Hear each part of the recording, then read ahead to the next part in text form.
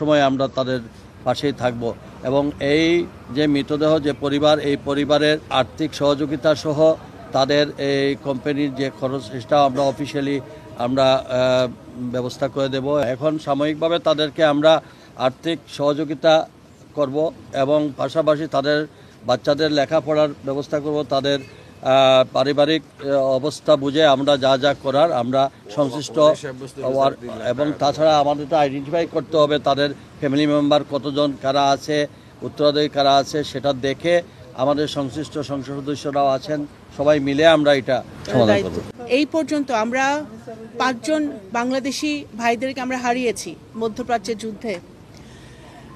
সকলের পাশে আমরা আছি। এখন বর্তমানে যুদ্ধাবস্থায় যে দেশগুলোতে আমাদের বাংলাদেশি ভাইরা বোনরা আছে তাদের নিরাপত্তার জন্য বাংলাদেশ সরকার নিরলসভাবে কাজ করে যাচ্ছে। পররাষ্ট্র মন্ত্রণালয় সচেষ্ট আছে, প্রবাসী কল্যাণ মন্ত্রণালয় থেকে শুরু করে সকল সরকারের প্রত্যেকেই কিন্তু, সিভিল এভিয়েশন সকলেই কিন্তু আমরা সচেষ্ট আছি এবং আমাদের মাননীয় প্রধানমন্ত্রী এইটাই নির্দেশ যে আমাদের সবসময় আমরা বলেছি এই যুদ্ধ অবস্থায় আমাদের প্রথম প্রায়োরিটি হচ্ছে আমাদের বাংলাদেশি নাগরিকদেরকে সুরক্ষিত রাখা।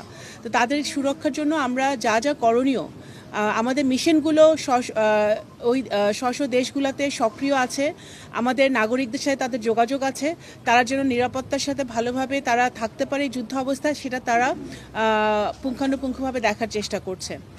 তো আমরা আশা করব যে এই যুদ্ধ অবস্থার অবসান ঘটবে এবং বাংলাদেশ চায় যে যত শীঘ্রই সম্ভব এই যুদ্ধ অবস্থার অবসান ঘটুক এবং ডিপ্লোমেসি এবং ডায়ালগের মধ্য দিয়ে এই যে সমস্যা এখন সৃষ্টি হয়েছে বিশ্বে, এই সমস্যা